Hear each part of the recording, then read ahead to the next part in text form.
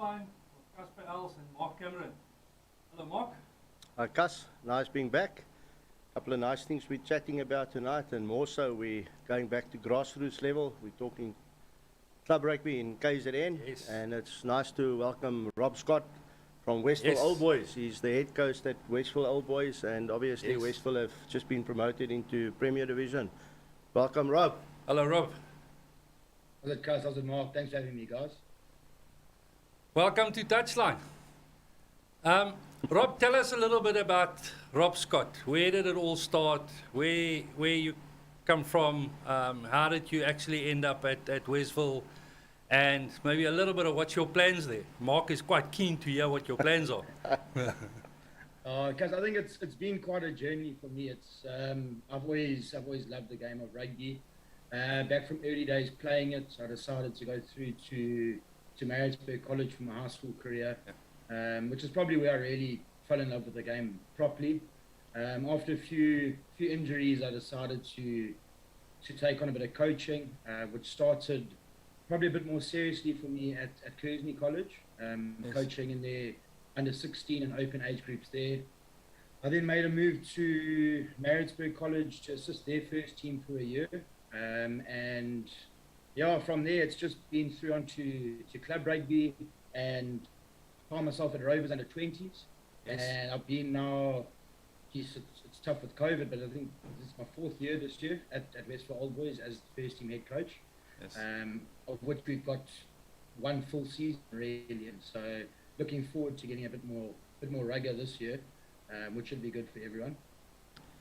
Rob, if I can just go back to Rovers with the under 20s and that, you were quite successful there as well. For you as a coach, the difference between coaching the under 20s and the young guys, and obviously the more senior guys, you're also fortunate now for your sins. You've got your brother there with you as well, so you're coaching him too. Him himself has always been a quality player, obviously played for Rovers for many years.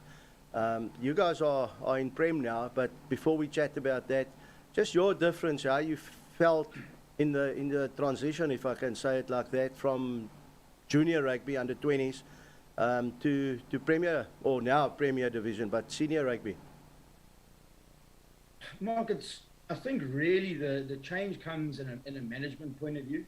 Your under 20s, you know, they seem to soak up all the information in the world. They're very keen, they're very eager, sometimes maybe over eager, but whatever info you give them, they'll take all that info in. Whereas when you're starting to deal with senior rugby, if you want to call it men's rugby, you've got a mix of guys that are still 20, turning 21, and then like you said, my butt who's just gone into his 30s. So I think for me it comes down to a lot of the man management, and you've again dealing with kids that are very ambitious that want to go on and play professional rugby, or dealing with guys that are good at rugby but they've got a family life and you know, full-time work. So it's trying to get that balance right that I've had to try adjust to over the last few years. But I'd say that's probably the biggest difference. It's you're dealing with men that sometimes priorities are rugby and other times the priority is not rugby. So just trying to manage that amongst the guys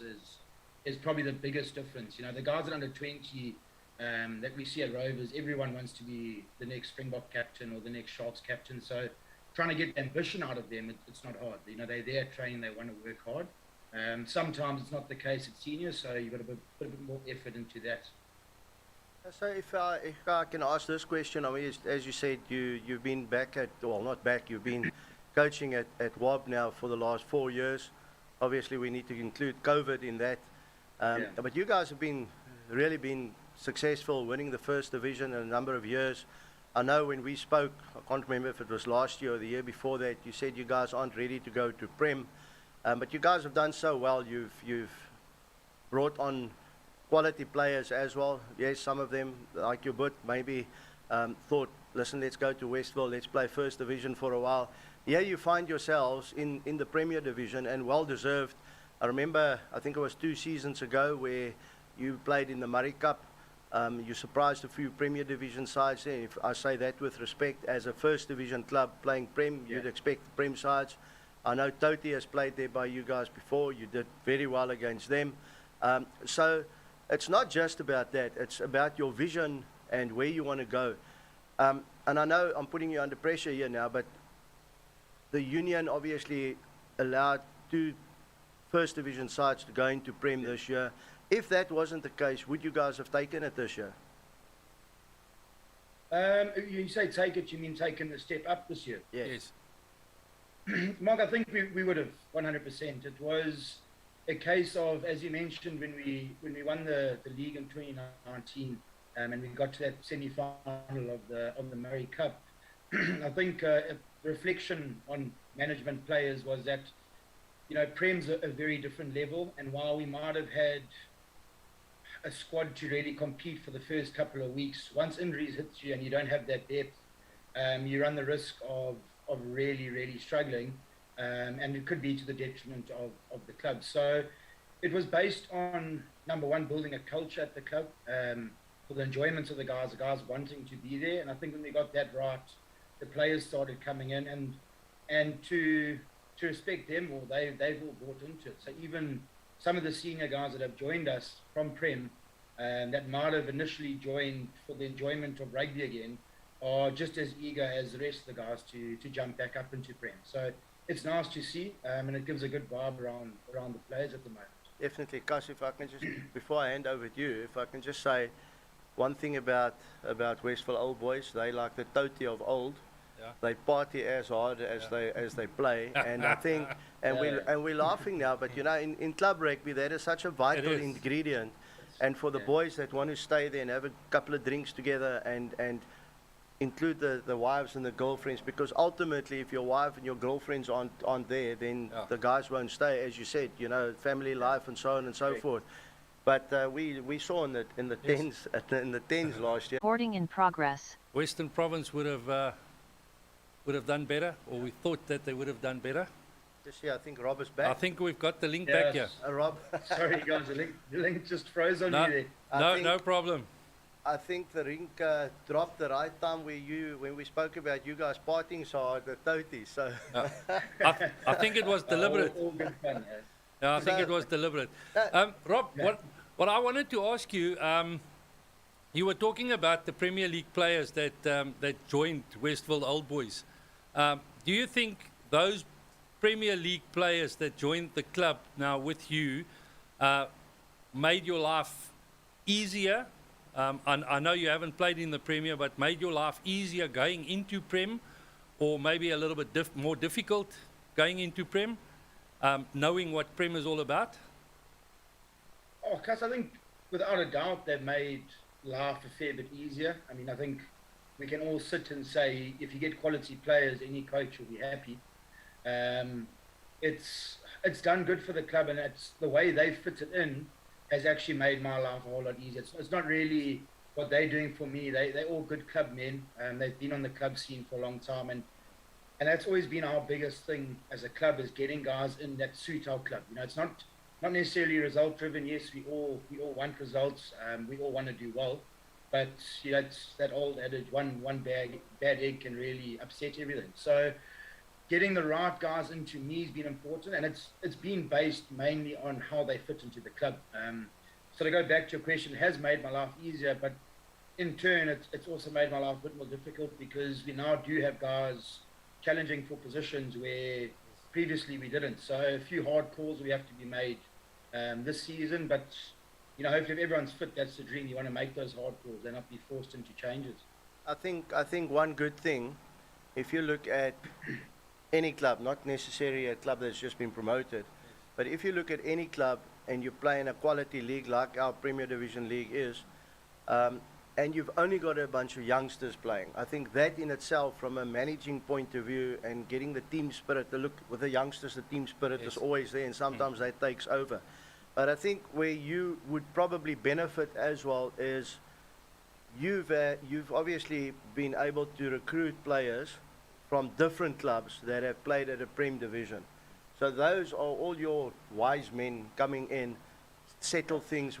I mean, we're not going to mention club names now, but you might play against a club where you're under the cosh. those guys would probably have played for that same club or another club, and they would know, and they will actually settle the youngsters Yes. down. And I mean, as a coach, that's what we want, because it helps us. You don't need to do that motivation or halftime speech, because those guys would automatically take over Yes. and just help these guys. 100%. No, it is. It's very much like that. Yeah. The integration between the first division players that you had at the club before you guys now moved, and the Premier League players that came in now, how did that integration happen? How did you select? How did the guys accepted one another? Look, it's. I haven't seen anything that's been bad. So there might be guys naturally that are competitive that are a little bit upset, and guys that feel under pressure, which I think is good for our side. It keeps everyone hungry. But again, it's maybe where we've been lucky, and I don't want to say the word lucky because no one's enjoyed this COVID time, is we've integrated players in over the last 2 years. So as opposed to trying to transform a whole new team for this season, we really only brought in maybe 2 or 3 extra players as opposed to what we had last season. And then naturally we've had other guys join us that will add to our squad depth, whether it be in first and second. We've got very good numbers at the moment. I'm a huge believer in, we're only as strong as what our third side is. So if we can't start fielding a third side, we can have the best 15 players in KZN. It doesn't necessarily mean it's going to be good results or be good for KZN rugby, or our club, should I say. So it's a very nice mix of experience, youth. Some of the older guys are back, just to throw the ball around at a third team level, and it's looking very promising. It's a nice setup. Some of the third team guys are coming to training to start getting fit, and I think it's what you want from a club perspective. Before we carry on to all the other discussions, Rob, if I can ask you, obviously being in Prem, you guys have done well in the times that you played in the Murray Cup, and I know the union has been backing you. And to be honest, I think many club coaches and players have been talking about Westville Old Boys over the last 2 or 3 seasons, and well done with that. I mean, I think if you guys didn't want to see yourselves go up, I think there's people outside of Westville that wanted to see you guys up, and that's credit to you guys. What I want to ask is, obviously being your first year, although you've tasted Prem, and rightfully so, you were saying that you haven't really played a full season in Prem, and it's hard week in and week out, and your conditioning has to be good, and your squad depth has to be good. But if you look at that now, if I can say it, as a new team in playing in Prem, what are your ambitions? And obviously, have you set yourself targets and things like that as to what you want to do and where you want to go? Mark, it's targets, not so much just yet. I think for us, one of our biggest internal targets is going to be retaining every point we can, especially at home, and picking up bonus points if we can. But I think if it was me, or you had to ask any one of the players or management at Rob at the moment, to say we want to go up and not be competitive would be, it would be a lie. We want to go up and we want to compete, and it's, if we put ourselves in the right position, anything can happen. But we're certainly not there to try to fill a number this season, which I think is a mindset amongst the players and management at the moment, which is great. Go out, be competitive week after week, and let the results speak for themselves. If we pick up big results or we lose narrow games, it's all part of the learning, and we're in a lucky position to have a community around us. So if we have a decent year this year, hopefully it means a club can just grow from strength to strength. I agree, and winning, and I think obviously, if you look at the players, I mean, players will always back themselves. As coaches, sometimes we think, oh, we're up against this one, but you can never say it, so you keep motivating, and that's the honest truth. That's what we do. And then obviously with that comes sponsorships and things like that. But what you're saying, I agree with you 100%. For one, I'm not saying this at all, but I mean, you're a new team. If you go with the mindset we're winning the league this year, then maybe that puts too much pressure, and you need to manage that as you go. And nothing stops you from winning the league. You know what I'm saying? As you say, if the results favor you, then so be it. But I do think you guys will do well. You've showed it. The difference, as you were saying, is if you can continue that week in and week out and set that target, But Rob, from my side, from a club perspective, and as I said, I know the union backed you guys as well. I think you guys are gonna have a good one. So well done with that. Thank you, Ronald. Thanks, guys. I also believe we're going to have a good season and good luck. Just thank you, guys. I appreciate it. Cool. If we then can talk a bit of Curry Cup happening this year, or the Can we this just pause season. there? Why? While we at that, sorry, just the bell or the Sorry, thingy Mark's a just bit stunk slow. down. He's always a bit slow. Talk to us a little bit. You, as WAB, they haven't even started playing in the Premier League yet because obviously there's no league. Yeah. You guys had a guy pulled up into the Curry Cup squad. Yes. You want to talk to us about that? Yeah, it's called Josh Moon. Yeah. That's all you want to say? Yeah. No shame. Josh joined us last year, and I think it's just rejuvenated his career. He's joined us for the right reason, to really just enjoy playing rugby again. I think he had a few hard years down at UCT and with Province and that 7 setup. When I say a few hard years, he had that make or break point. And I think by the time he had got back here, he was almost willing to throw in the towel and just say, that's me done. So I think last year, with a bit of league and that 10s tournament, he was really, really good. Yeah. And I know, especially the 10s, that finals day hosted by us at WAB, but he caught the attention of a few of the Sharks guys. And it's amazing. He's taken his opportunity. He's down there every day training. He's up at the club every Tuesday and Thursday night chatting to the guys, helping guys out. So he's been a real asset to us. He's a very good club man. And it's nice to see. It's great to see club guys getting a chance again. That's one of those nice positive stories. It is a positive coming out story, of but nowhere. Isn't that why we have club rugby? Isn't that why club rugby exists? Is to give youngsters like that an opportunity to play Curry Cup and to play provincial rugby. Sorry, if I can just Exactly that. if I can just end off on this, we're going to the Curry Cup now, but this is part of the reason why we wanted to bring you onto the show, because what we want to talk about a little bit is club rugby. Yes. So if we are going to move on, I'd just like to ask you one question. You've obviously had the experience now of him going to the Curry Cup, but how important, and I think people look past that for the simple reason that there's so much happening on the Curry Cup front and the URC front and so forth, how important is club rugby for the survival of rugby in South Africa? Oh, Mark, massively. I think it's the breeding ground really for where all of our talent's coming from. It's you're limited, the way I look at it, you're limited to what you can pull out of school, and that drop off of guys in their first 2 or 3 years out of school because they haven't made it is massive. So your catchment net, so to speak, is your club game, and a guy like Josh, a guy like Ini Radebe at Rovers, that's where they've been picked up, rejuvenated again, and and have gone on to higher colours. So for me, it's probably one of the most important levels of the game right now. I think it's a massive part of SA rugby, and it needs to be looked after properly. You speak about our KZN league being strong, and the stronger we can get, the better it is ultimately for Sharks rugby. Would you say, we're talking seniors now, but your under 20s is vital? I know most clubs are Yes. battling with under 20s, and I think it's countrywide, not just in KZN. Are you guys going to field the under 20 side this year? This year we won't, but our big push is for an under 20 side next year. Again, it's probably something out of our control, whether it's you guys or us or any other club at the moment. Just the nature of under 20 rugby is, in my opinion, not in a good space. So until that's sorted, then hopefully it can work itself out. I don't know if it's a balance between guys just wanting to be contracted or guys just maybe being pushed too hard at schools and not really wanting to play rugby for a year or two after school and take a break from the game. I don't have the answer for it, but I think the stronger we can get under 20 rugby, the better we're all going to be ultimately anyway. But you are 100% right, Casper. Yes. And what he's saying, it's not a WAB thing. Sorry, I asked you that question, but you are one of many clubs.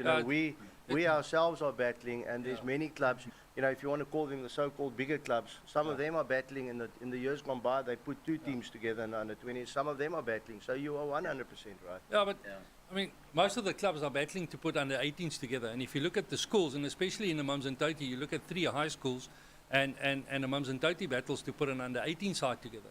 Now, that's out of 3 high schools in the area that's all playing under 18 rugby, first team rugby. And you battle to put under 18s together. Now, if you can't put an under 18 together, how are you going to put an under 20 team together? And it's difficult. Yeah. It's very difficult for all of us. But let's hope Yeah. both Wob and Toti can field proper under 20 sides next year. It would be nice. Yeah, I hope so. It'd be awesome. It'd be really, really cool. It will be awesome. Now, Mark, if you're Now done, you can if go you're curry done cup. now, then I can carry on with the curry No cup problem now. at all. By the way, Rob, Curry Cup results this weekend. Lions versus the Sharks in Johannesburg. Sharks 45, Lions 31. Pumas versus Cheetahs in Nelspruit. Cheetahs 28, Pumas 17. And then what we spoke about in Kimberley, Griquas 22, Western Province 20. Mark, if I can start with you, your thoughts on these games? well, yet again, we all knew, well, we've known for years now that Griquas is a different kettle of fish at home. They proved it yet again. I do, however, feel for Western Province because Western Province are now on a 3-game losing streak. Yes. They are under pressure now, and you know we've spoken about the URC with the Lions before, where we said now players might start doubting and questioning and so on and so forth. So that would always have been a difficult one. And for Griquas to stay in the game, because it was 10-12 at halftime and they won it 20-22, so technically 10 points apiece. For them to stay at home in the game, I think it's wonders for them, you know. So if you go to the Pumas and the Toyota Cheetahs, at home, Pumas playing, I think they would be disappointed. It was a close, very close one at halftime, and it was a close one again at the end. I still feel, though, that the Cheetahs should do better. You know, they are a team that played in the URC before. They played Pro 14. They know how to play. They got some quality players there, some Springboks. And for that specific scoreline, look, obviously would be happy because they won. Obviously, they're on the right track. The Pumas under Jimmy Stonehouse is a bit under pressure at the moment, Rob, because you know they want to win. And then the Celsius Sharks and the Sigma Lions. I don't think it was as easy as the scoreline shows. I mean, when I say that, it's only a 14-point difference. But yet again, the team that the Sharks play against the second half, the last 20 minutes in the URC and in the Curry Cup have always come back. And here's a prime example yet again. Halftime 27 to the Sharks. Final score 45-31. So Rob, how do you feel with regards to, let's talk Sharks quickly because you're at home here. How do you feel, or what do you feel is the issue there maybe? Because both, we saw in the URC with Western Province playing here, or the Stormers playing here. I mean, the Stormers came back in the second half and it was a draw. And when we were in Cape Town, I mean, it's the second half that cost us. Yeah, it's tough. I personally, I'm thoroughly enjoying watching the Sharks. I think trying to get back to that attacking mindset. I mean, we can all sit and poke holes in their attack or their defense, but you know, you've got to have a DNA at some point. And I think if we all look back at the Sharks over the years, the flair that they used to play with is, I think, what they're trying to get back, which is a very high-risk game. So you run the risk of losing games, tapering off towards the end of the game. But I think for me, what you're seeing in terms of a system there, it looks great. It's still a fair bit of work, no doubt. And obviously changes like about the other Curry Cup side, there's changes week in and week out. But the guys are buying into it.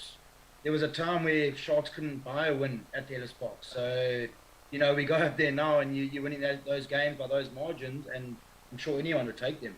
No, listen, they're now top of the log in the Curry Cup. Yeah, they are. Yeah. The Cheetahs, talking about the Cheetahs and the Pumas, don't you think the Cheetahs would have thought that they might be doing better in Nelspruit after coming off a win at Loftus Versfeld against the Bulls? Don't you think they would have backed themselves more? I did. I mean, I'm not too sure if you guys caught too much of the game. It's one of the games I actually watched the whole game on the weekend. I only caught probably 40 minutes of the Sharks game, but I was quite disappointed. The standard or the level of rugby, actually, look, it could be fatigue or the travel. We don't know what's behind that, but even a simple point right towards the end of the game, France Stein had an opportunity to knock the ball into touch to go for their bonus point, and they settled for that 3-pointer to take the scoreboard pressure out, really, to put it to an 11-point game.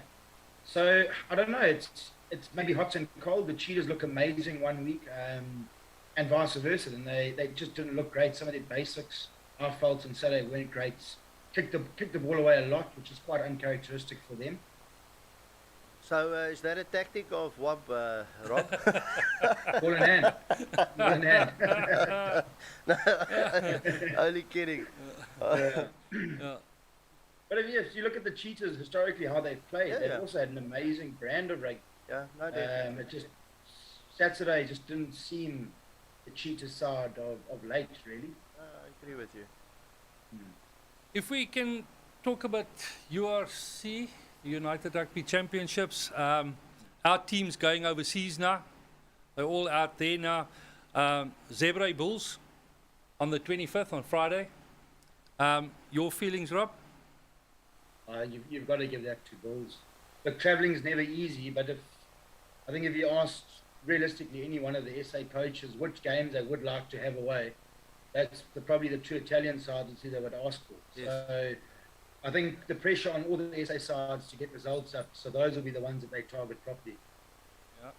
I agree. I mean, if you look at Zebra, I mean, they have really been battling all along. Look, some of their games were close, but the Lions beat them off the bat right in the beginning, and since then it's just gone pear-shaped for them. You know, they haven't been successful at all. And having said that, if there is a game, we spoke about teams going to Loftus while they've been battling. That's the time to beat them at Loftus, because they're battling, and Fort Loftus is a place where you don't win.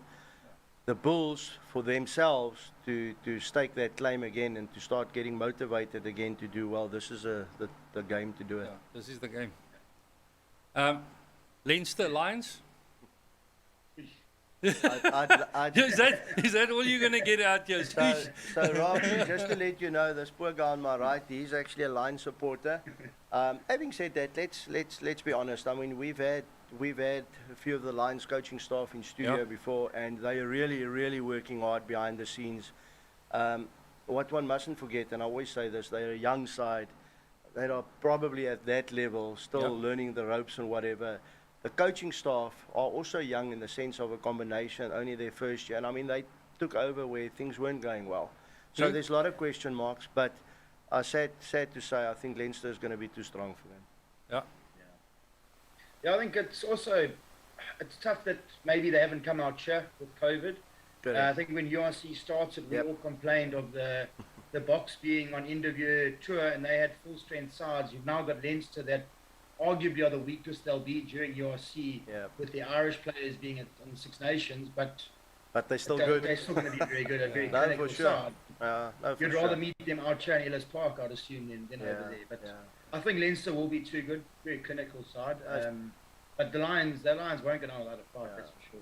No, sadly so, you're right. And then on Saturday, the 26th, Connacht versus Stormers.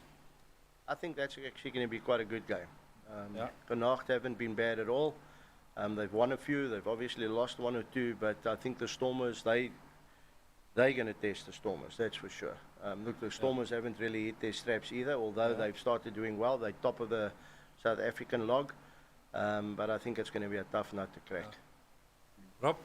Yeah, I think probably a very tight game. If I'm not mistaken, they've got terrible weather over there at the moment, so probably a very scrappy game, bit of kicking, quite a physical game. But I think it's Mark's correct. I think that will probably be a game you want to watch this weekend, in terms of an evenly matched side over there. Yeah, I think from a technical point and a tactical point, it's going to be a good game to watch. But the Stormers can't really complain because, you know, in the winter, when they play in the winter, it's also rain and it's windy and wet and whatever. So they'll be accustomed to that. I don't think they can use that as an excuse, put it that way. But it is going to be difficult, and it's going to be tough. Yeah. And then the big one for us, obviously, Benetton Sharks. If I can go to Rob first, I want to. I think falls back to look. I'm not saying they're weak at all, but I think it falls back to my comment with the Bulls. I think if you had to ask any of the Sharks management what game they would want, it would also be over there. So I'm hoping the Sharks can pull that off. I trust they should. But I'd pick Sharks for that one. Look, I've said this week in and week out. In theory, the Sharks have no excuse. We've got the most Springboks in our team out of all our franchises. We just haven't hit our straps yet. I mean, we've got the Springbok captain and probably the best centre in the world. And our whole backline is basically Springboks. Yes. We shouldn't have an excuse. We've got an Argentine playing for us. It's just that chemical and that mechanics that's not working well Just for us not at the connecting. moment. And don't forget, I know all the Italians were there, but Benetton turned the Blue Bulls upside down at the Yes, end of they did. last year. So yet you can't take it. But personally, I think Sean Everett and his charge would be highly disappointed if we don't. I'd be as frank as saying is getting a bonus point there. Really. Yeah. It's time. So is it safe to say that between the two of you, you decided that at least 3 of the South African franchises should win?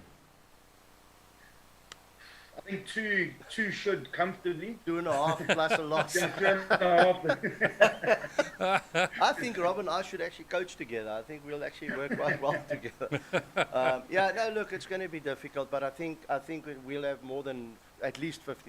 Definitely. At least We'll- 50%. I can't see us losing overseas this week. Otherwise, Except for the Lions. no, let's back them. Let's back the back Lions. them. Maybe they do it. Okay, then if we can carry on with some Six Nations here, this coming weekend, Saturday the 26th, Scotland, France, England, Wales. Rob, your predictions? Let's talk about have to back- Scotland, France. Yeah, I've got to back the Scots at home. They're looking very, very good at home. I know they had a tough one against Wales Yeah. away, but they let that slip. But yeah, the Scottish at home at the moment are very threatening. And it's still that French side maybe is a little bit more consistent than in the years gone past, but Yes. you still don't know what French side you're going to get. So I'm going to go pull the Scots on that. I think Scotland's anthem is brilliant. Let's start there. So at home, when the bagpipes start playing and the crowd get behind them, I tend to agree with you, Rob. Having said that, though, we've had the pleasure of having Flock Celia in studio as well with the French. Their kicking game has come on a long it way. has. I mean, kicking out of hand, kicking to poles, whatever. They've done very well. But you know, Scotland have Peter de Villiers there as their scrum coach. You know, so and there's a few South Africans playing in the Scottish side, and I agree with you. At home, they've been phenomenal. I also think that playing against Wales would have been a little bit of a wake-up call for Scotland, because I think when they played England, they thought it's theirs. Yeah. The problem here is France is the only team that can still win the Grand Slam.